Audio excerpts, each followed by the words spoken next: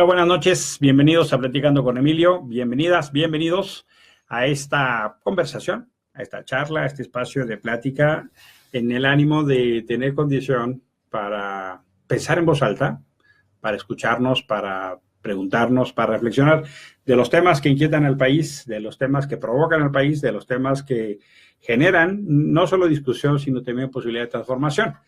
Vamos a platicar de un tema que en las últimas semanas ha sido de enorme controversia. Hay gente que ha venido trabajando este tema no en las últimas semanas, hace más de 9 meses. Una de esas personas está aquí conmigo, se llama Alfredo Lecona, valeroso guerrero. Mi querido Emilio. Alfredo, bienvenido. Gracias. Además, este programa tiene un sentido de reivindicación. Alfredo se queja de que yo no lo dejo hablar. Es una historia real. Ya van dos veces en 2 programas distintos que la vida nos pone juntos. Y por circunstancias del destino yo voy antes que él. Pero los programas se han extendido y Alfredo Lecona no ha podido Se queda esperando ahí. Se queda esperando, no ha podido hablar. Entonces este programa no solo tiene un carácter analítico, sino que lo tendrá, tiene un carácter de reivindicación para que Alfredo pueda hablar lo que quiera. Y de vez en cuando yo lo voy a tener que interrumpir. Eso. Y esencialmente lo voy a interrumpir. No le cuesta mucho trabajo. Cosa que no cuesta mucho trabajo. Con las preguntas que ustedes quieran hacer. Nos pueden escribir, por ejemplo, a la página en Facebook, Emilio Álvarez y Casa, o en Twitter, Emilio Álvarez y también este maestro, el maestro Lecona, es clarividoso y habilidoso en las redes sociales. ¿Tu cuenta de Twitter es? @Alfredo Lecona. @Alfredo Lecona. Yo le preguntaba a Alfredo, oye Alfredo, ¿ya hace cuánto estás trabajando el tema de no al fiscal carnal? Y pues Alfredo lo trabaja desde que era chiquito. O sea, en realidad hace muchas causas, hasta en el brazo lo tiene. No nací sin causa, dice su brazo poderoso que se alza contra los perversos y malvados. Sí, ¿no? En este caso es de las personas que desde distintas instancias ha estado articulando, siguiendo, y por eso quise invitarlo, para que nos compartiera. Una de esas cosas, como para empezar la discusión, es la definición que Alfredo hizo en el corrupcionario. ¿Por qué no ponemos eso como punto de partida, Alfredo? Muy bien, sí. Venga, díganos. Bueno, explicar, ¿no? Que el corrupcionario es un explíquele, por favor, al distinguido público. Es un libro que generó la organización Opciona, donde viene una serie de definiciones de la vida política del país, sobre todo en el tema en temas de corrupción, con un toque de humor, con ilustraciones, muy bueno por si lo quieren ver, es corrupcionario.mx. Corrupcionario.mx, vale la pena, ¿no? Vale la pena. Es ilustrativo, divertido, informativo, y yo creo que hasta provocativo, ¿no? Y muy provocativo, muy provocativo. Bueno, la definición de fiscal carnal del corrupcionario que se me ocurrió aportar, dice así: fiscal carnal. Este personaje, hoy conocido como Procurador General de la República, tiene la habilidad para mutar a fiscal general, gracias a sus amigas y amigos en el Senado, quienes en menos de 24 horas aprobaron su nombramiento sin el menor cuestionamiento. Pero eso sí, entre mucho halago y apapacho. Guardaespaldas del presidente y escudero de senadores, que ya ni lo serían durante todo el tiempo que dure su encargo, el fiscal carnal tiene la encomienda de proteger la corrupción de los miembros de la clase política que le regalaron chamba por más de 9 años. Esa era la definición. Esa es la definición. ¿Y de dónde salió? ¿Por qué? Platícanos un poco en qué contexto salió la definición. Porque además se convirtió pues un símbolo en redes sociales, ¿no? Sí, bueno, el fiscal carnal ya estaba posicionado. O sea, ya alguien había dicho fiscal carnal a Raúl Cervantes Andrade. La historia va más o menos así. En 2014 se aprueba una reforma política en el Congreso, la famosa reforma política de 2014. Y como quien no quiere la cosa, se metió la transformación a la institución más importante de Procuración de Justicia, o sea, la PGR. Se estableció que se transformaría en la Fiscalía General de la República, con supuesta autonomía, o sea, que tendría autonomía, que sería capaz y que su titular sería independiente. Pero realmente la Constitución, en esa reforma, le dejó una cláusula al fiscal, al procurador que estuviera en el encargo cuando se hiciera la declaratoria de entrada en vigor de la Fiscalía General, en el que automáticamente se convertiría en su primer titular y que tendría esa chamba hasta por 9 años.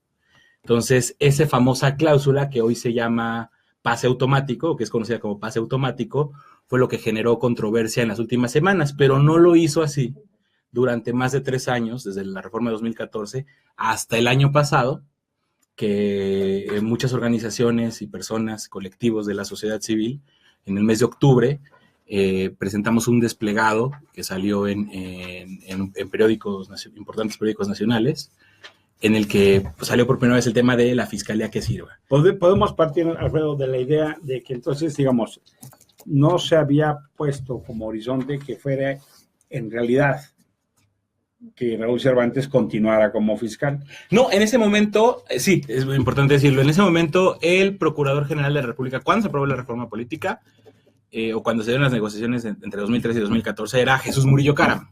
O sea, que para efectos, pues es también una persona cercanísima al PRI, de trayectoria priista.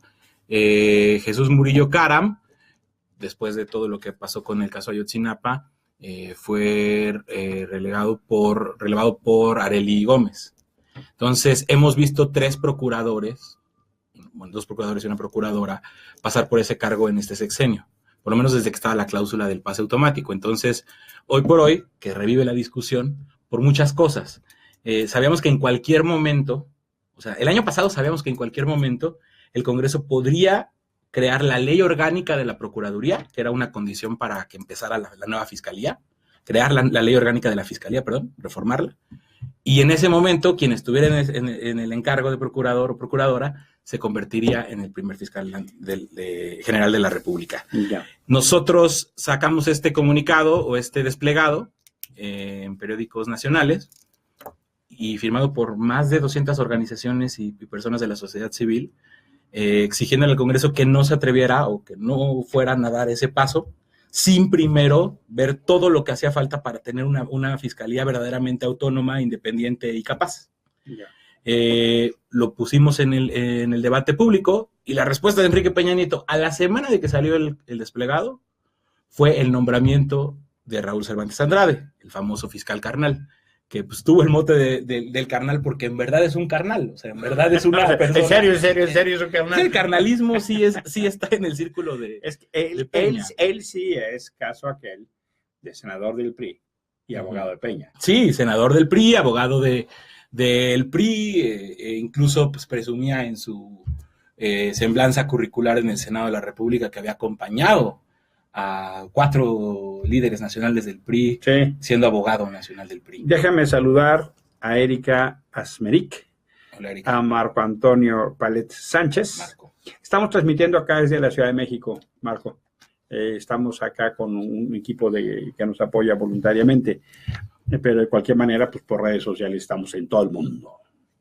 ¿Qué tal suena, va? Poderoso. Eva Gileta, saludos, Eva, buenas noches. Erika nos pregunta un tema que voy a anotar sobre qué piensa el proyecto de Pedro Kumamoto. Vamos a platicar eso al ratito. Vamos a tener una tema de miscelánea, si te parece, Erika. Lo anoto, pero me interesaría que pudiéramos ir un poquito elaborando el tema de la noche de hoy, que es sobre justamente la fiscalía que sirve. Alfredo nos está platicando en el ánimo de cómo surge. Nos está platicando justo de qué hace de la reforma del 2014, estamos hablando hace 3 años, y eventualmente ya para más, de cómo más de 200 organizaciones levantan la mano y dicen, a ver, no queremos solo esa cosa de una reforma constitucional, sino queremos dotar de contenido. Hay una expresión pública, sacan un desplegado, y la respuesta es que el presidente Peña a la semana nombra a Raúl Cervantes Andrade, que veníamos diciendo, sí, es que en realidad sí es carnal, ¿no? O sea, ahí no hay duda. Entonces, yo creo que hay un tema que hace mucho debate, que es el tema de la idoneidad, ¿no? Porque entonces tienes de procurador a alguien que no tiene los principios de independencia, de autonomía, y que claramente tiene una parcialidad. Totalmente. ¿No?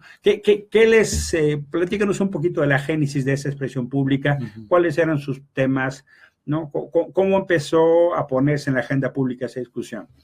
Bueno, pues viene el nombramiento de Cervantes, por ahí de noviembre, principios de noviembre del año pasado, y obviamente el descontento fue total, ¿no? O sea, todos quienes firmamos ese desplegado, todas y todos, pues nos irritó demasiado que por lugar de que se avanzara o que se diera una respuesta a la expresión de una reforma profunda, de una transformación verdadera de la PGR, se estuviera ya avanzando en una designación como una señal de que ahora sí va a llegar la fiscalía y que este cuate va a ser el fiscal por 9 años.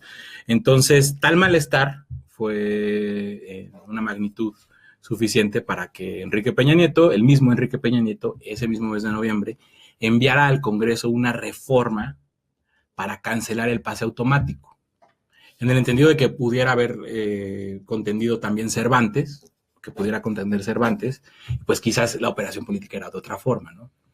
Curiosamente, bueno, ni tan curiosamente, por esas fechas entró el tema del fiscal anticorrupción, la famosa fiscal anticorrupción, que luego hay una confusión, ¿no?, entre fiscal general y fiscal anticorrupción. Pareciera, ¿no? Pareciera, sí, yo he visto que hay como demasiada, hasta en prensa, ¿no?, que se equivocan, como que Cervantes va a ser fiscal anticorrupción, no.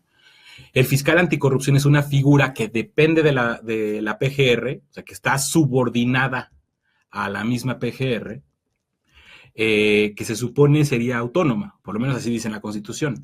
El fiscal anticorrupción pertenece al Sistema Nacional Anticorrupción y sería el encargado de perseguir los delitos de alta corrupción.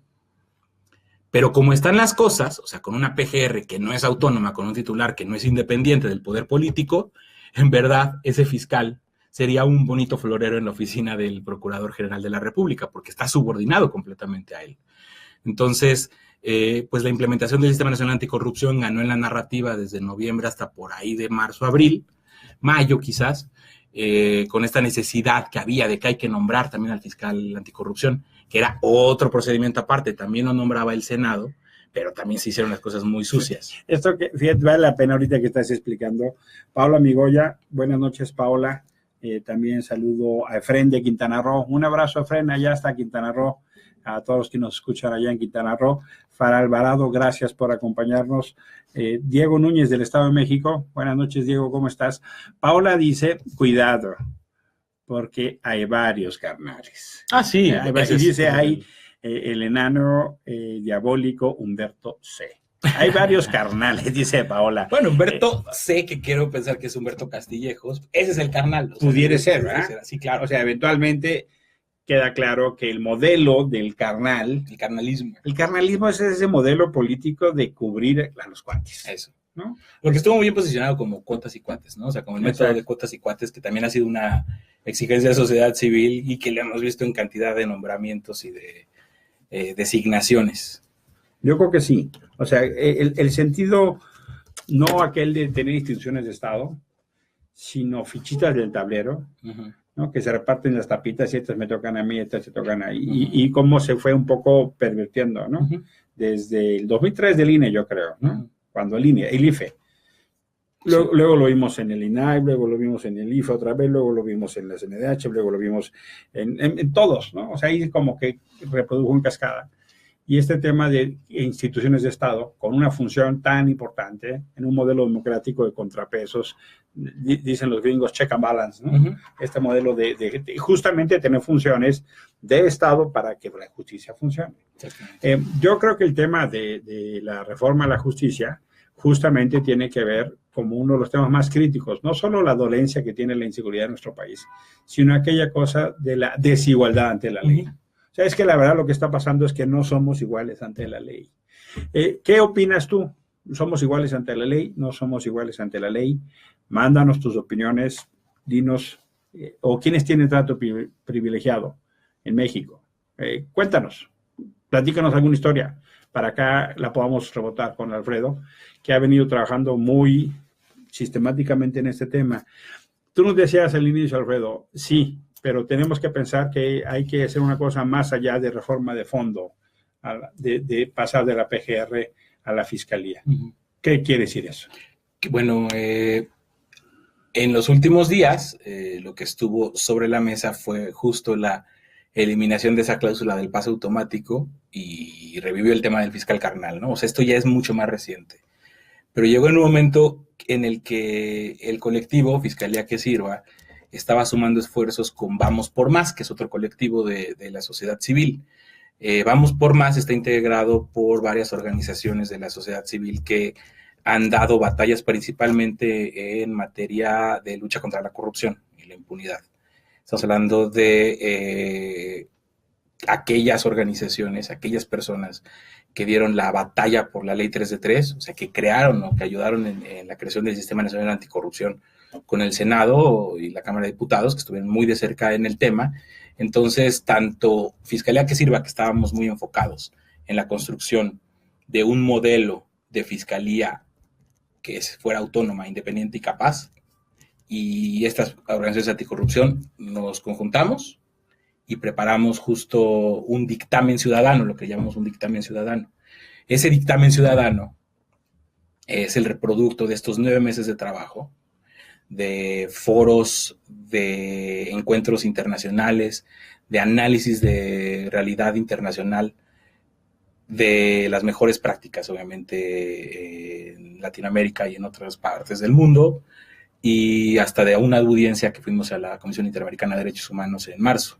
Fuimos a hacer la entrega de un reporte de cómo veíamos el sistema de procuración de justicia en México. Entonces, todo ese trabajo reflejado en un solo producto, que le llamamos dictamen ciudadano, y es muy emblemático, y detenernos un poquito en por qué dictamen. Porque un dictamen es ese producto legislativo, es ese documento que se pasa a votación en el pleno. Ya cuando se valoró. Ya cuando, digamos, cuando tuvo todo el proceso legislativo. Exacto, se presentan las iniciativas, o sea, la vida de una ley o el nacimiento de una ley, pues va más o menos con la presentación de una iniciativa, con el estudio de la misma en comisiones en el Congreso. El Congreso hace un dictamen, las comisiones del Congreso hacen un dictamen y lo pasan al pleno. Lo que nosotros dijimos... ¿Alguien les hizo alguna observación de la palabra dictamen? Sí. Alguien en el Congreso les dijeron, ¿y ustedes por qué andan haciendo dictámenes si nada más son ciudadanos? No así. ¿Cómo reaccionó? No así. El contenido es significativo. Sí, claro. O sea, nosotros ciudadanos tenemos el poder y la facultad para, no solo técnicamente, no solo legislativamente, sino para decirles, aquí está. Exacto. O sea, eso es lo que están diciendo. Es lo que estamos diciendo. Aquí está. Aquí está. O sea, ya como ustedes no analizaron todas las iniciativas que tienen, que eran alrededor el mensaje es fuerte, ¿no? El mensaje es fuerte. O sea, y esa fue la intención. O sea, decir, esto es todo lo que se ha hecho en el Congreso, perdón, todo lo que se presentó en el Congreso como iniciativas que presentaron ustedes, senadores, que presentó el presidente de la República, que presentaron X y Y. Aquí está todas, ya las analizamos, las desmenuzamos, hicimos una exposición de motivos y aquí está su dictamen. O sea, casi como diciéndolo, pues ya nomás apruébenlo. O sea, ya les dimos la chamba, ¿no? Dice Paola, no todos somos iguales y menos con el 98.5 de impunidad. Dice Cimarrón, no, Cimarrón le contesta a Paola, no, Paola, no es que EPN sea más corrupto que López Portillo, ¿no? O sea, el fenómeno es ese, o sea, es que en realidad para que las organizaciones de la sociedad civil no solo tienen un proceso de maduración, no solo hay un proceso que es muy interesante, sino esta cosa de respuesta a uno de los temas más críticos, o sea, ¿qué más hacemos, pues, no? Me parece un poco, yo creo que tiene un doble contenido, no sé si estés de acuerdo conmigo, Alfredo. Un asunto de maduración en capacidad tecnológica, capacidad técnica, capacidad de contenidos, pero también un poco diciéndole, señores, ya estuvo, o sea, vean cómo están los números. Paola menciona aquí algunos, por supuesto hay muchos más, o sea, tú pones cualquier indicador y en materia de corrupción y impunidad estamos en los peores lugares. Es que, o sea, los números son, pero catastróficos, ¿no? Somos el peor en la OECD, ocupamos en materia de corrupción lugares entre el 120 de 130, en materia de corrupción ocupamos los 10 últimos lugares. Tenemos la grande alegría que solo nos ganan Haití y Zimbabue, por ejemplo, ¿no? Sin demérito de Haití y Zimbabue, sino comparando la robustez de los estados, ¿verdad? ¿O qué tal el estudio de la UDLA de impunidad? La Universidad de las Américas, ¿no? De las Américas. Platícanos un poquito de ese estudio. Lo tengo nada más muy como referencia, pero es como 98 algo por ciento de impunidad, ¿no? De los delitos, o sea, también considerando los delitos que no se denuncian, los delitos tanto que se denuncian como los que no se denuncian, las investigaciones que terminan o que no llegan a puerto alguno. Y bueno, en ese ambiente, en esa intolerancia que cada vez crece más en la sociedad hacia la impunidad y la corrupción, es que está pasando lo que está pasando, ¿no? Lo que vimos en los últimos días, o sea, como una oposición al pase automático del fiscal carnal, pues es un reflejo también del momento, ¿no? Que sí es un momento histórico, es un momento en el que los escándalos de corrupción han dado una pedagogía los fantásticos trabajos que han hecho periodistas, lo que ha presentado Animal Político, lo que presentó Carmen Aristegui en su momento, lo que se ha hecho para investigar a estos corruptos, esta bola de pillos, nos ha dado una pedagogía de la corrupción muy interesante, ¿no? Hoy más que nunca sabemos que la corrupción cuesta vidas, que la corrupción impacta directamente en la vida de las personas, en su seguridad. Dice la alta comisionada en abono a la idea que dices, David Pillay. Si es que la corrupción mata. La corrupción mata. La corrupción mata. Así, digamos, sí. No solo significa negación de derechos o desigualdad ante la ley, sino que mata. Lo que estabas diciendo, quita vidas, ¿no? Sí. Salud, oportunidades, lastima la economía del país de una forma, pues, incalculable, yo creo. Se dice que se ha llegado a decir que es el 10% del Producto Interno Bruto lo que cuesta la corrupción, ¿no? En esos términos, en términos económicos. Y creo que justo esto, tanto el daño que se le hace a los derechos humanos de las personas, como el daño que se le hace a la economía del país, que termina también siendo un ciclo ahí muy perverso, claro, están muy bien reflejados en lo que pasó el 29 de agosto de este mes, el 29 de agosto de este año, en el Ángel de la Independencia. Para mí, o sea, y creo que por eso se ha convertido en una causa de la que no se puede hacer ajeno uno, es este retrato de una persona, una madre o una hermana que llevan años buscando a su hijo, a su hermano desaparecido, o sea, años y años, que han visto que han sido atropellados por las instituciones, que han sido criminalizadas, que han criminalizado a su ser querido, y en la misma escalinata, o sea, compartiendo el mismo espacio, el presidente de la Coparmex, Gustavo de Hoyos, ¿no? Sí, cómo no. Y lo decimos siempre, o sea, porque a partir de nuestras diferencias y de nuestra pluralidad, es increíble cómo a veces las agendas de derechos humanos, o algunas agendas de derechos humanos, algunas causas de la agenda de derechos humanos, chocan muchas veces con Coparmex o con cualquier otro gremio, ¿no? Pero en este momento sí. Déjame nada más hacer un saludo, recupero la idea, a Paulo Emilio. Paulo Emilio me dice que si eres candidato del Frente Amplio Democrático, lo ponemos en el tema de la miscelánea, Pablo Emilio, si te parece, para platicarlo un ratito. Cimarrón ha estado escribiendo. Richard, muchas gracias.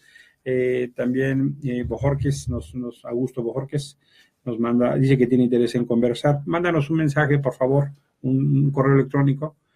Puedes escribirnos a hola@ahora.si, ahí, o a través de estos medios, en Facebook o en Twitter. Lizara nos saluda de Yucatán, un fuerte abrazo allá hasta Yucatán. Juan Carlos García aquí dice que nos quiere hablar del sistema corrupto urbano del Distrito Federal y nos pones tu correo, muchas gracias, vamos a anotarlo como uno de los temas. La próxima semana queremos hablar del tema del TLC, ¿no? Cómo se está negociando. ¿Ustedes sabían que en la mesa de negociaciones no están los trabajadores mexicanos?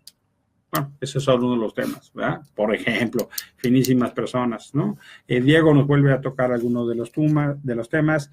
Lourdes Amador, un fuerte abrazo, mucho gusto. Augusto nos vuelve a escribir. José Luis Gómez, muchos saludos y ánimo. Augusto nos vuelve a escribir. Muchas gracias. Lourdes Amador, si no me equivoco, es una compañera que yo tuve conmigo en secundaria.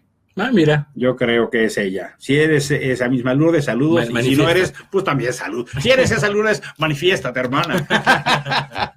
Muchas gracias, Lourdes. Qué bueno que Alejandro González, Arturo González, también a Rubí, a Rubí Leal, a Itzel Castellanos, a Ramón Salas, a Blanca Pereira, a Alejandro, a Héctor, a Josefina, a Magdiel, a Norma, a Antonieta, a Gerardo, Elías, Claudia, Luz, Juan Pablo Espinosa Los Monteros, a Lu, a Edgar Arriaga, a Sergio Torres, Jesús Arriaga, Pedro y 52 más que no voy a decir. Pero a todos y todos ellos, gracias por conectarse, gracias por acompañarnos. Nos están pasando algunos mensajitos más que vamos a leer y seguro comentar. Nos saludan desde Azcapotzalco, muchísimas gracias por acompañarnos. Más allá de estos saludos, estamos viendo justo con Alfredo, yo quiero retomar un tema. Esta pedagogía de lucha contra la corrupción. O sea, lo que descubrimos, por un lado, de investigaciones periodísticas, cosas aquellas como las que trajo Carmen Aristegui, cosas como las que trajo Animal Político de las empresas fantasmas, ahora con la gran estafa que hace ver las fantasmas de la estafa maestra, hace ver lo de Duarte y Veracruz como chiquito, como aprendiz. A este gobierno les gusta decir que son aprendices. Los que crearon ¿no? la investigación de Duarte, los que hicieron la investigación de Duarte dijeron que eso eran ligas menores. Eran ligas menores, y parece que sí. O sea, los miles de millones que hay, la danza de los millones, es un tema que lo vamos a tener que hablar. También, pues bueno, lo que vimos cuando la Casa Blanca, o esta pedagogía que inclusive yo retomo en esa corriente, no sé, tú estés de acuerdo, lo que hizo ahora con el ciclo, ¿no? Es parte de investigar, documentar, hacer saber. La corrupción. ¿No? La corrupción en lo que pasó en el Estado de México, me parece que es parte de esa investigación, pero por otro lado hay otro correlato que tiene que ver con las propuestas e iniciativas de sociedad civil. No es cosa menor que estén juntas la mamá de una persona desaparecida junto con el coordinador, líder, representante de Coparmex y de por medio 300 organizaciones. Exactamente. No me parece cosa menor. No es cosa menor. Pocas veces se ha visto un esfuerzo de ese nivel de consistencia, de densidad, de expresión. Creería yo, Alfredo, que puede ser como eso, una expresión de, es que lo que estamos viendo es más o menos como que se gobierna desde el cinismo. ¿No? Se denuncia, y me parece que la viabilidad del Estado Democrático de Derecho pasa justamente porque la Procuraduría funciona. Me parece entonces que el tema de esta reforma se vuelve esencial, porque si resulta que tienes un cuate cuya función es ser guardaespaldas de Peña, y tienes un cuate cuya función va a ser proteger al Duarte de Veracruz, que dice que ya llegó su Uber cuando viene la Procuraduría por él. O el que está en Chihuahua, que hoy Javier Correal presentó una denuncia muy importante. 10 funcionarios vinculados y la extradición, solicitando la extradición. O el otro, es que solo los detienen en el extranjero. Vamos, o sea, resulta que Guatemala nos da lecciones de justicia, Panamá nos da lecciones, Italia nos da lecciones, y dices, ¿cuándo México? ¿Cuándo va a hacer algo? ¿Cuándo va a hacer aquella cosa donde al que secuestran, al que roban, al que torturan, no entiende como pérdida de tiempo ir a las áreas de la Procuraduría? Aquella víctima, ¿por qué no hay una área especializada para que una persona que viene herida no esté chorreando de sangre el pasillo y vaya a una enfermería? Yo no sé tú, pero yo pocas veces he visto una enfermería en una agencia del Ministerio Público, cuando es común que lleguen personas heridas, o con un balazo, o con un puñal, o golpes. O sea, no es raro que haya hechos de sangre en una agencia del Ministerio Público. No es raro que haya niños, pero yo no sé tú, me cuesta mucho trabajo ubicar espacios propicios para los niños. En muchas ocasiones los niños reviven los traumas de los adultos escuchándola otra vez. Claro. Yo no sé tú, pero en pocas ocasiones a veces hasta hay un vidrio blindado para pedir informes a través de un teléfono. O sea, la propia arquitectura de las agencias del Ministerio Público te expresa un término de relación con la gente, te expresa un término de relación. Me parece que no es solo el tema de la arquitectura, sino las competencias. Discutíamos el tema de, hombre, no tenemos ni siquiera un instituto forense autónomo. O sea, y justo todo esto que mencionas es lo que hemos tratado de sentar bases en este dictamen ciudadano, ¿no? O sea, sí tiene que tener la Procuración de Justicia una perspectiva de derechos humanos que se refleje en el momento en el que uno va a presentar una denuncia, como a lo largo de toda una averiguación o una investigación, e incluso, o sea, de tal magnitud es el enfoque de nuestra iniciativa, que hasta estamos proponiendo que una fiscalía, además de la FEPADE y de la Fiscalía Anticorrupción, sea la de derechos humanos, ¿no? De investigación a delitos graves, derechos humanos. Ese es desde luego el anhelo, y por eso justamente es lamentable que lo que ha pasado en los últimos días solo se ha centrado en la figura del fiscal carnal, en la eliminación del pase automático, y que se han eliminado, o más bien que se ha borrado o se ha desdibujado la transformación profunda de la Procuraduría General de la República, o sea, la muerte de la Procuraduría General de la República, porque lo que tiene que pasar es nacer otra institución muy distinta, no nada más estar maquillando a la misma PGR. Entonces, ese es como que nuestro nuevo mantra, ¿no? O sea, pase automático no, o sea, sí a la eliminación del pase automático, pero es insuficiente para lograr una transformación real en el sistema de procuración de justicia. Ustedes discutieron elementos de modelo, ¿no? En estos dos colectivos invirtieron, por el eco de las discusiones, semanas, ¿no? Meses. Meses. Meses que fueron, semanas que fueron a meses. Algunos elementos de ese diseño institucional, ¿cuáles son, Alfredo? Algunos elementos, bueno, el más importante en el método de elección, por ejemplo, ya incluye la participación ciudadana para la designación de quien fuera el primer titular y los siguientes titulares. Se crea la figura de una comisión de selección, como el modelo exitoso que pasó en el Sistema Nacional Anticorrupción para elegir a los ciudadanos que nos representan en el sistema, que pueda hacer la evaluación técnica de quienes aspiran a ser Procurador General de la República. Y esto, en primer lugar, tendría que ser mediante una convocatoria pública que emite el Senado. Todo aquel interesado, interesada, que cumpla con los requisitos de elegibilidad, podría mandar su solicitud. El Senado la recibe, elabora una lista de por lo menos 6 personas. Este comité hace la evaluación técnica de aquellos. El Senado de la República manda todo esto al presidente de la República. Entonces ahí sí hace una terna el presidente, pero partiendo de una colaboración Senado-Sociedad Civil, y el Senado hace la designación. Entonces, de entrada ya hay una auscultación ciudadana en el proceso. Entonces, ahí tenemos una primera aporte, primer elemento diferencia significativo, el proceso de selección. Aguántame un segundo para poder saludar a Laura Victoria, a Rafael Coronado, a José Luis Gómez, a Diego, que nos hace preguntas sobre los soples. También lo pongo entre corchetes, Diego. Al final vamos a tener tema miscelánea. Alejandro nos saluda desde Tierra Blanca, Veracruz. Saludos al hermosísimo Veracruz, zarandeado, no solo por los terremotos, sino por los gobiernos que ha tenido. Eva nos hace algunas preguntas en relación al tema del INE, y que dice, ¿qué tal el dineral? ¿Verdad? Y es un tema que vamos a poner. Raúl Pastor, saludos, Raúl, un buen abrazo. Dice, es que en realidad es todo el sistema penal. Y con eso doy pie a la segunda idea que quisieras poner.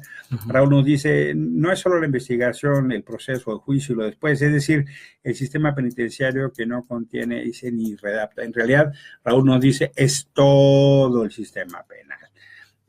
Gracias, Eva, por volver a escribir. Y siempre dice, pero ¿qué tal el dineral que necesita el INE para realizar sus funciones tan impecables que realiza, ¿verdad, Eva? Muchas gracias por escribirnos, Eva. Cimarrón nos vuelve a escribir, ni el Ejecutivo ni el Legislativo deben intervenir en la selección del fiscal, que es más o menos lo que tú estabas diciendo. Sí, bueno, por lo menos sí estuvo sobre la mesa en algún momento, sí te puedo decir, Eva, ¿nos hace la pregunta?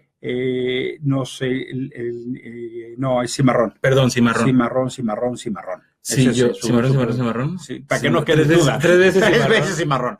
¿No? Cimarroncísimo. Exacto. Cimarrón. Sí te puedo decir que sí estuvo sobre la mesa en algún momento, que fue una designación prácticamente ciudadana, ¿no? Sin embargo, de las mejores experiencias internacionales y de lo que pasa de nuestra realidad política, sí vimos que había la necesidad de que contara con la participación, la designación viniera con la participación de los poderes del Estado, de 2 poderes fundamentalmente del Estado, y hasta del Poder Judicial, porque si en nuestro dictamen incluimos que si no se pone de acuerdo el Senado y el presidente, o sea, y se están rebotando esto, la designación la podría hacer la Suprema Corte de Justicia. Entonces, lo que es importante es que un modelo que sí ha sido exitoso en nuestro país, como fue la comisión de selección para los ciudadanos que nos representan en el Sistema Nacional Anticorrupción, pudiera repetirse en la Procuraduría General de la República. Pero es importante aquí hacer una nota o tomar nota de otro punto de la propuesta que nos lleva a hablar ya más también de la nueva fiscalía que queremos, de la fiscalía que sirva. Porque esta comisión de selección también participaría en la elección del fiscal anticorrupción, del fiscal electoral, del fiscal de derechos humanos y de una fiscalía interna, ojo acá. Hemos visto una PGR que atropella o que genera mafias internas que generan corrupción. O sea, está Tomás Herón, ¿no? O sea, como caso paradigmático, Ayotzinapa. Sí, entonces hay una fiscalía, nosotros creemos que existe una fiscalía que puede investigar los delitos cometidos al interior de la misma PGR. Claro. Entonces, entre estos órganos y un nuevo consejo, un nuevo elemento que estamos incorporando en nuestra propuesta de dictamen, que es el Consejo del Ministerio Público, formado por 6 ciudadanos, 3 abogados y 3 defensores de derechos humanos bueno, o personas de otras disciplinas, o sea, un consejo multidisciplinario que revisaría el presupuesto de la Fiscalía, que revisaría su actuar y que incluso podría hacer recomendaciones o podría evaluar el sistema de el programa de persecución penal de la misma Fiscalía. Entonces estamos metiendo mucha ciudadanía, mucho ojo ciudadano a la iniciativa, y justo por esto y en el entendimiento de que lo que se necesita es transformarla profundamente, de raíz, es que decimos otra vez, como mantra, no basta la eliminación del pase automático. Tenemos que construir esta fiscalía que sirva con todos estos elementos y más. Fíjate que Cristel Rosales nos hacía una referencia de que están pensando los colectivos y estarían dispuestos a cambiar alguna de las propuestas que han hecho. Gustavo Sorto nos hace sobre el tema del INE. Van varios que nos preguntan sobre el tema del INE. Yo creo que vamos a hacer un programa especial sobre el INE, ¿no? Si les parece. Además, seguimos en el tema. Que renuncien los consejeros. Ese tema no lo soltamos. No crean que no, porque estamos con el fiscal Carnal nos olvidamos del otro. Gabriel Sánchez nos agradece a ambos. También te mandan saludos. Muchas gracias. Laura Victoria te manda saludos también.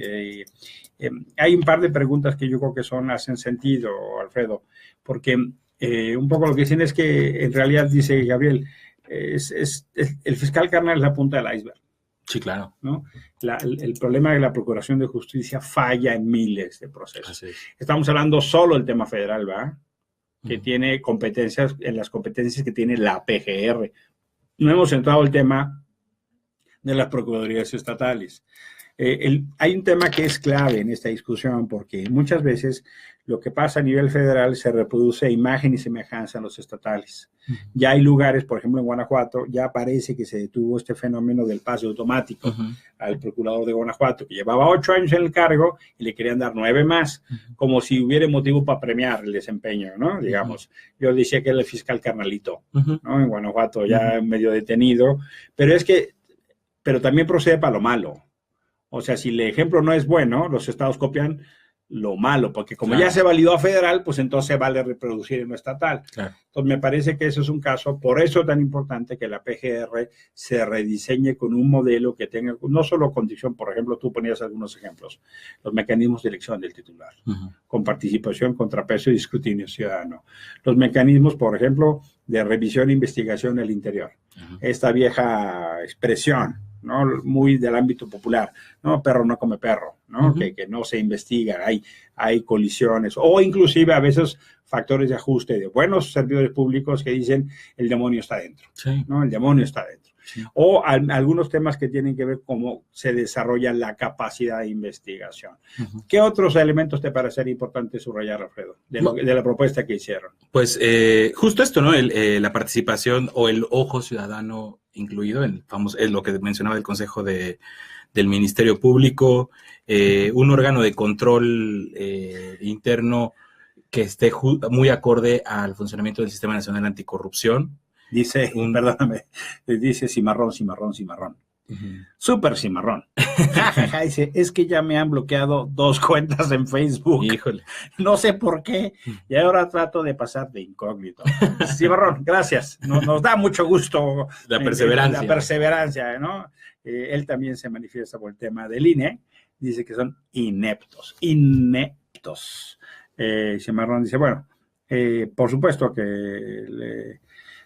Perdóname, Alfredo, estabas explicando un último punto, dinos. Bueno, también importante la construcción de un servicio profesional de carrera al interior de la institución. Claro. O sea, que no todo, o sea, otra vez hay que romper las mafias que se han enquistado en la PGR. Y justo por lo mismo, y ojo aquí, no solo es no al paso automático del fiscal o del Procurador General de la República, sino a todo el personal. O sea, tiene que reevaluarse el personal que está adscrito hoy a la Procuraduría General de la República para que no sea un pase también automático. Sí, ¿no? O sea, Augusto Borges dice, acuerdos de los estados, habrá fiscales cuates. Sí, ¿no? Sí, claro. Lo que platicamos de los estados. Y de hecho, pasó, en sí, el tema como coyuntura, o sea, esto que se ha mencionado como el paquete de impunidad, no nació en la coyuntura de la Fiscalía General de la República. No. O sea, acordémonos de Javier Duarte, de César Duarte y Roberto Borge, joyitas Finísimas personas. Esos que hace un año. Esos que cambian medicina contra el cáncer por agua destilada, ¿no? Sí, no, exacto. Dando un ejemplo de cómo mata la corrupción. Son los representantes más fieles de la corrupción, por lo menos en los últimos. De eso que nos dijeron que era el nuevo PRI, ¿no? El nuevo PRI, los jóvenes el joven PRI. Nuevo PRI que acabó como la lista VIP del Interpol. Sí. ¿No? Fíjense, quiero aprovechar para saludar también a quienes nos siguen en Periscope a través de Twitter. David Bernal, Jorge Triano, Rodrigo Zamora, me imagino que es José Ignacio Lugo. Si es el mismo Nacho Lugo que yo conozco, le mando un abrazo a Nacho Lugo. Y si no, también. También, por supuesto. No, aquí mi corrector de estilo ya siempre presente y prudente. Mari Valencia, Víctor Jiménez, Ade Aguilar, Arturo Romero, Diego Rubín, Laura Victoria también y Arturo González. Gracias por seguirnos en Periscope, acompañarnos en Twitter. Ahí pueden dejarnos también sus preguntas, nos pueden mandar un mensaje si es de su interés. Y nos vamos encaminando hacia la última parte antes de entrar a la miscelánea, ¿no? La miscelánea son los temas que vamos a ir comentando que no están exactamente relacionados. Dos temas, Alfredo. Dice aquí, nos preguntaban, creo que es una pregunta pertinente de Laura Victoria. ¿Qué va a pasar si impone el fiscal carnal? ¿Qué va a pasar si pone el fiscal carnal? Su pregunta es, ¿y si impone el fiscal carnal? Pues yo quiero ser muy positivo en el sentido en el que ya no hay condiciones para que pase, ¿no? O sea, creo que incluso una investigación del Ferrari en la casa... Lord Ferrari. El fiscal Ferrari. Fíjense qué paradigmático, ¿eh? El funcionario encargado de hacer cumplir la ley viola la ley, burla la ley, evade las obligaciones de todo tipo y registra un Ferrari en un domicilio inexistente. Uh-huh. Yo vería, explicar esto en otro país es muy difícil. ¿Qué pasaría en Estados Unidos? Si en Estados Unidos tú no puedes uh-huh. sacar las placas de tu coche si no hay un domicilio. Uh-huh. Si ese domicilio no coincide con tu licencia, no puedes. Es más, a mí me pasó. O sea, yo fui a sacar cuando estuve en la Comisión Interamericana, no coincidían. Mi Social Security, mi número de registro de Seguro Social, de Seguridad Social, por el apellido, ¿verdad? O sea, y a estos señores no les caben los apellidos largos, ¿verdad? Me faltaba un espacio y fui a sacarme licencia y ¡pum! Me mandaron de vuelta. Ya había hecho el examen, ya había pagado, me dijo, cuate, préstame mis $20 de vuelta, tome su dinerito, tome su comprobante, arregle eso y luego viene acá. O sea, está asociado a un domicilio. ¿Por qué? Porque si se requiere te van a buscar a un teléfono, a una identificación. O sea, hay un fenómeno que la licencia funciona como instrumento de identificación y el auto tiene una casa. Entonces, imagínate que le digas, el Attorney General no puso una casa inexistente. O sea, eso impensable, es impensable en otros países. Sí. El procurador evadiendo, además de que, miren, vamos a suponer, dicen en el ámbito popular, es un ponto, ¿no? Que el Ferrari es con dinero bien habido. Uh-huh. Que ya de eso yo ofende, que un servidor público tenga un Ferrari, ¿verdad? Sí, pero bueno, que estuvo en la iniciativa privada. Que trabajó, que pues su trabajo le costó, Vamos a suponer. Pero que el cuate que es encargado de cumplir la ley, que diga que se enteró en la mañana casi tomando por un error administrativo. Ay, mira mi coche, lo registraron, o sea, un error administrativo. Pues es que el error administrativo de la PGR se llama Raúl Cervantes Andrade, realmente no. Es un poco más, ¿verdad? Sí. Es un poco más. Arturo, muchas gracias por escribirnos. Dice, correcto, debería haber un servicio de carrera. Cimarrón nuevamente se publicó el nepotismo del Poder Judicial. Ese también es otro tema. Sí. El nepotismo del Poder Judicial. Otra investigación que es buenísimo. Bueno, sí. Ahí también el Consejo de la Judicatura, la Judicatura publicó esa información. Bueno, fue una investigación hecha con información de... Sí, excelente. Había jueces que tenían 22 familiares. Es increíble. Y 22. Es que es el momento de hablar de esto. O sea, ya lo que a nosotros nos ha correspondido en las últimas semanas o en los últimos meses es ojo con el sistema de procuración de justicia. Pero esto tuvo que haber venido desde la reforma penal de 2008. Desde esta transformación al sistema de justicia penal, el famoso, que ya se entraron los juicios orales. Que no tenía ninguna prisa por implementarlo, ¿eh? No tienen prisas, pero no han tenido tampoco capacidades. Y ha caído también en un ataque el sistema. No tienen madre ni padre. No tienen eso. Pues, bueno, pero son muchachos, pues que uno podría decir en el ámbito popular, son huerfanitos. Sí. Hijos de la fregada, pues, o de que ustedes quieran. Es que es un cinismo. Mira, el problema es justo esta cosa, ¿no? El Poder Judicial que reproduce estructuras de contrataciones de cadenas de familia. Otra vez, está prohibido el nepotismo por ley y le dan la vuelta los funcionarios encargados de hacer cumplir la ley, como dice el estándar de Naciones Unidas. ¿Quién es un funcionario encargado de hacer cumplir la ley? Sí. Todo aquel que tiene su responsabilidad de competencia, un tramo de aquella cosa que se llama Estado de Derecho. Bueno, y cabe decir que hoy por hoy ahí está el Sistema Nacional de Anticorrupción.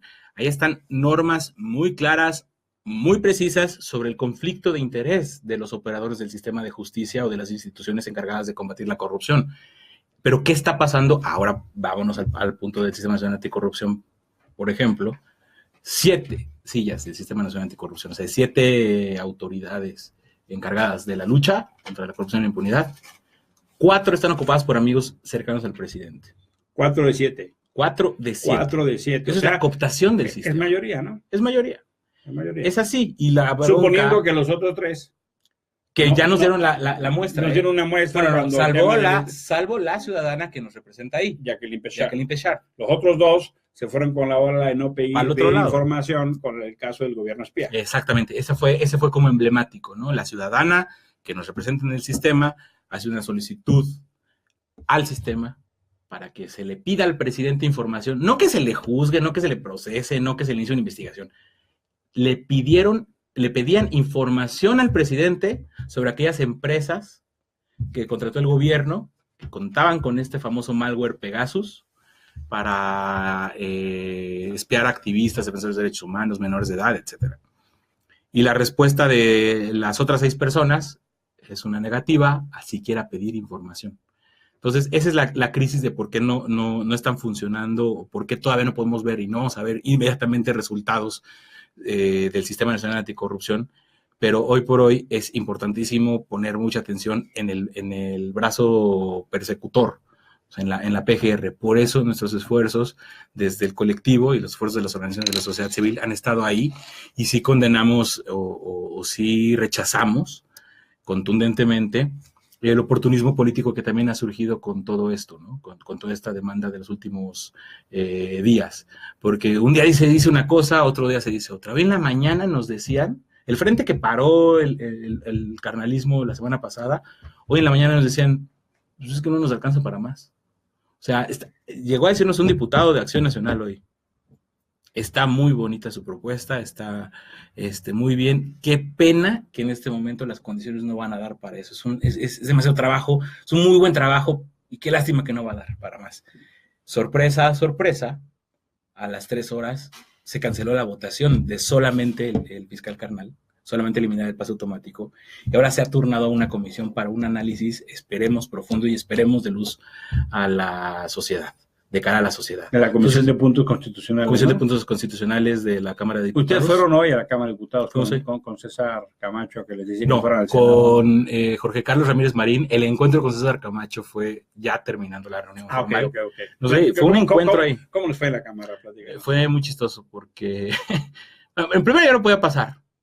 Meter una hora afuera. Estuve una hora afuera. No, estoy vetado. Estoy vetado en la Cámara. No, ya voy por el 6º año de veto. ¿Cómo así? ¿Cómo la Cámara de Diputados veta gente, hombre?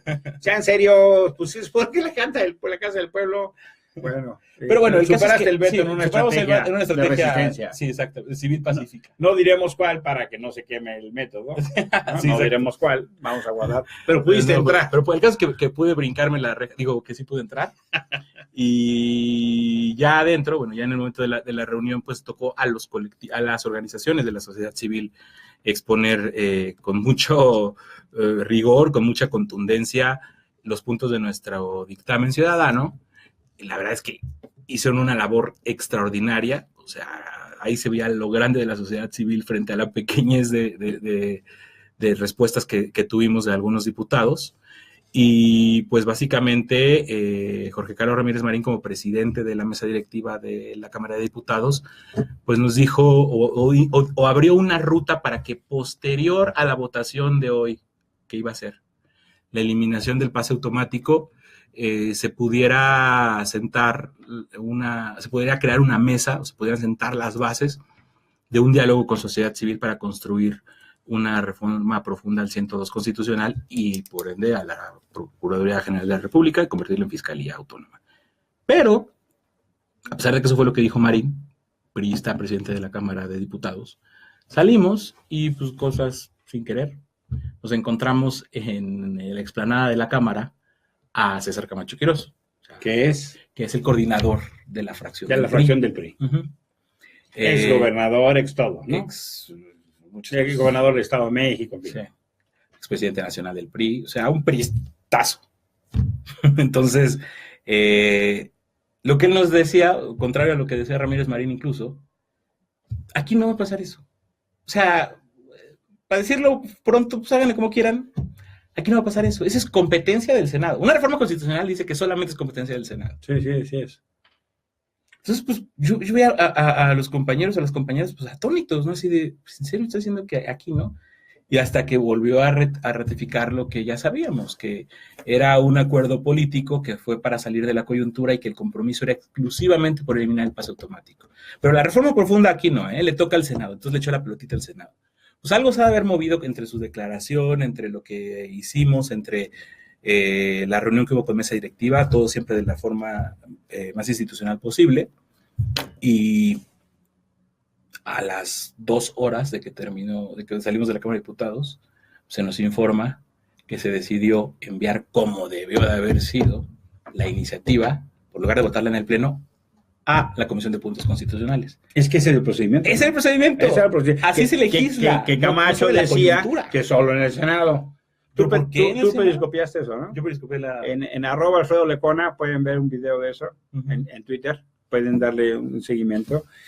Hay un par de intervenciones que quiero saludar. Bueno, también Mirta nos saluda, Mirta Aldama. Gracias, Mirta. Diego, Mónica Ramos. Hay algunas preguntas. Vamos a hacer Tú ya le contestaste a Laura Victoria esta cosa referida a qué pasa si no pasa, ¿no? Ya el planteamiento es, ya nos decías, estamos en el ánimo que Raúl Cervantes no vaya, no es suficiente eliminar el pase automático, vamos por una reforma estructural. Te voy a pedir que pienses un mensaje como de cierre antes de pasar a la miscelánea. Contesto algunas de las preguntas de Twitter, luego a hashtag, @Lalo Moreno. ¿De qué te quejas, Emilio? Si no estabas apoyando a estos cabrones el lunes. No, fíjate que es lo contrario. Lo que hizo ahora fue poner una exigencia pública de que la oposición se portara como oposición. Y fíjate qué pasó. Los que estaban hace un mes del otro lado de la mesa, los que apoyaron a Raúl Cervantes, los que votaron con el PRI, hoy están de este lado de la mesa. Hoy están exigiendo una reforma 102 constitucional. Entonces, Lalo, es exactamente al revés. Estamos creando un entorno de exigencia democrática. Yo le decía a Alfredo, ¿hace cuánto están ustedes discutiendo eso? Y la verdad es que sí creo que la intervención de exigencias como las de ahora está detonando un ámbito exigente. Por lo menos lo que hoy pasó es que los que estaban del lado del PRI ya no están del lado del PRI. Están acá exigiendo que no haya pase automático. Y me parece que eso no es menor. O al menos esa es nuestra agenda y esa es nuestra intención. Eduardo Cervantes, recuerdo a Monsiváis. O ya no entiendo lo que está pasando, o ya pasó lo que estaba entendiendo. No, gracias por citar a Monsiváis, siempre tan recordado y tan necesario, ¿no? Y ahora, Monsiváis tendría apasto material para escribir, ¿no? Templo Mayor. La Plaza Pública. La Plaza, no, esa es la de Gran Chapa. Él decía por mi madre Bohemios. Por mi madre Bohemios. Con Genaro Villamil. @AG Carrera. Soñar no cuesta nada, pero los políticos sí y mucho. Son marranerías sin conciencia. Gracias a los que nos escriben en Twitter. No tenemos que estar de acuerdo, ¿no? Súper bienvenidos los comentarios. Es para eso. Es que platiquemos, para que informemos, para que ampliemos, para que... Yo celebro la diversidad de pensamiento, ¿no? Yo creo que eso nos enriquece, nos ayuda. Así. ¿no? Con respeto, con ánimo, dialogar. Pues para eso es esto, pues. Entonces, no necesariamente estamos de acuerdo, ustedes pueden decir lo que consideran y pues estamos aquí, estamos procesando. Miren, vamos a la miscelánea. Alfredo está pensando la idea fuerza de conclusión, pero Eric nos decía al principio, en la agenda de Pedro Kumamoto, mira, hay temas de mucha coincidencia, mucha importancia. La semana pasada hubo un espacio de discusión de agenda que se llamó La Ocupación. Alfredo estuvo ahí, muchas otras organizaciones estuvieron ahí, gente de ahora estuvo ahí. Me parece que hay temas de coincidencia. Pedro forma parte de una expresión que se llama Wikipolítica, que tiene sus términos, sus formas y su dinámica. Yo creo que son muy respetuosos, muy respetables, y así hay que entenderlo, como un proceso que vamos caminando, vamos dialogando. Hay cosas significativas, indudablemente, y hay cosas que, bueno, eventualmente por su focalidad en la agenda local no se han asumido como temas de orden nacional. El tema, por ejemplo, del INE o el tema del fiscal carnal, han centrado agendas no menos importantes en el término de reducción del financiamiento a los partidos políticos, el caso Jalisco, o eliminar el fuero. Son agendas sin duda importantes. Ahora ha estado haciendo una apuesta esencialmente de temas de agenda nacional y se desdobla en lo local. Tuvimos la oportunidad de hablar con Pedro Kumamoto, por ejemplo, para decirle, oye, mire la experiencia que hubo en Monterrey, en Nuevo León, sobre el tema de desapariciones forzadas. Entonces le decíamos también, oye, Pedro, nos interesa mucho que tú como diputado local muevas este tema. Ya se logró hacer una ley tipo en Nuevo León. ¿Por qué? Pues porque Jalisco es el tercer estado con más desapariciones forzadas. Pedro mostró mucho interés en ese tema de agenda que ahora está promoviendo. También se habló, por ejemplo, de las razzias que están viviendo los centroamericanos en el propio distrito de Pedro. Es el distrito de Zapopan. Cómo llega la autoridad y hace razzias vergonzosas. Pusieron rejas a lo largo del tren para cuando pudieran hacer una especie de redada para atraparlos como animales en ganado. Muy, muy, muy ofensivo, y también se lo planteamos a Pedro. Entonces, no solo es cosa aquella de plantear y abrazar solo su agenda, sino poner nuestros temas de agenda. Alfredo ha podido plantear algunos otros temas y discusión, por ejemplo, el tema del fiscal carnal. Él estuvo en Guadalajara y levantó el tema, inclusive el tema nacional anticorrupción. Entonces, es un diálogo de agendas, creo yo, Alfredo. No sé si tú quisieras comentar algo sobre eso. No, en eso. Creo que es así, ponemos énfasis y tonos, un poco por la naturaleza misma de las organizaciones. Nos pregunta, me había preguntado antes Paulo Emilio Semitocayo, ¿serás candidato al Frente Amplio Democrático? Mira, nosotros no formamos parte del Frente, nos hemos sentado a dialogar, como yo le explicaba anteriormente, a Lalo Moreno, en el ánimo de poner puntos de exigencia y agenda. Pusimos 3 temas, sean oposición de inicio, hay temas para actuar de ya y empiecen donde gobiernan. Por ejemplo, ahora en la Ciudad de México estaban queriendo echar atrás cosas del sistema de anticorrupción local, que es absolutamente indebido, en una maniobra entre la Asamblea y la Jefatura de Gobierno que da marcha atrás a cosas que pues no corresponden. Les decíamos, empiecen donde gobiernen. Entonces, ese alcance tiene que ver con las agendas de ahora, Paulo, así te lo manifiesto. Augusto nos decía que tenía interés de conversar, por favor, con mucho ánimo. Hay temas que tienen que ver con los soples. Diego nos preguntaba que cómo vemos la confianza, la designación de los consejeros de los soples. Es súper vital, Diego, tener ojo visor a ese proceso para que no se los cuelen mapaches como consejeros, para que no haya secuestros estatales. Hay que hacer una rendición, hay que publicar quiénes son los candidatos, hay que discutir, hay que hacer saber a los medios de comunicación. Es súper importante que no tengamos secuestros locales y que no haya mapaches disfrazados de autoridad electoral. Yo creo que es súper importante dar ese debate. Nos pregunta Gustavo, oye, ¿cómo podemos ser un INE autónomo independiente? Esa batalla la vamos a dar. Hemos hablado de unos materiales que se llaman el secuestro. Lo puedes ver en nuestra página www.ahora.si y ahí vas a encontrar una pestaña sobre el secuestro. Te sugiero que lo puedas ver, ¿no? Que lo puedas ver para tener condición de esos materiales que puedan seguir y servirte como información. Por supuesto que hay elementos importantísimos en lo que se refiere a cómo participar. Nos estaba diciendo Diego, ¿cómo generar sociedad? Cosas así. O sea, yo creo que toca un tema participar, toma un tema decir, toma un tema como con mucha fuerza hasta el espacio público, lo que es público. Nos platicaban la iniciativa de más de 300 organizaciones para poder poner los temas en el orden público. Hay capacidad analítica en la sociedad. Yo me estimaría, Alfredo, no sé si tú estés de acuerdo, que hay cuates de la sociedad civil que podrían tener la capacidad analítica mucho más elaborada o más experiencia que muchos de los que son nuestros legisladores. O sea, yo a veces veo los debates y me queda clarísimo dónde está la experiencia, dónde está el expertise internacional, dónde están las mejores prácticas. Y que a veces, lamentablemente, como este diputado del PAN te responde, pues es que no da. Por eso yo creo que sí toca estar pendientes y vigilantes de cómo se integra el próximo Congreso, cuando vayan a votar, quiénes son sus opciones. Les pedimos, por favor, no a la regresión. Eso creo que toca. Creo que sí toca hacer un asunto de debatir el espacio público. Creo que sí toca participar esta cosa de lo local o nacional. A mí sí me parece un tema vital. Y ahí tenemos dos temas finales. Un tema último, la última idea de Alfredo Lecona sobre este tema. Sería y pues una invitación última. Y también de este lado una invitación a que todas y todos entendamos que no hay escándalo de corrupción, no hay agravio, no hay violación grave a los derechos humanos que no pase necesariamente por la procuración e impartición de justicia, empezando por la procuración. O sea, no hay tema de los que han lastimado a este país en este sexenio y sexenios atrás que no pase por la Fiscalía General de la República. Entonces, todos los ojos en el Congreso, todos los ojos en la Cámara de Diputados, estemos a la altura de exigir en este momento una construcción de esta Fiscalía que sirva de cara a la sociedad, con participación efectiva de la ciudadanía y, desde luego, en los espacios correctos, ¿no? Yo creo que ese es, en mi opinión, un mensaje muy valioso. A veces pareciera que la Fiscalía le gana. Todos los temas vitales de la agenda nacional pasan por ahí. Uh-huh. Todos. Y los que no pasan, también hay que preguntarse por qué.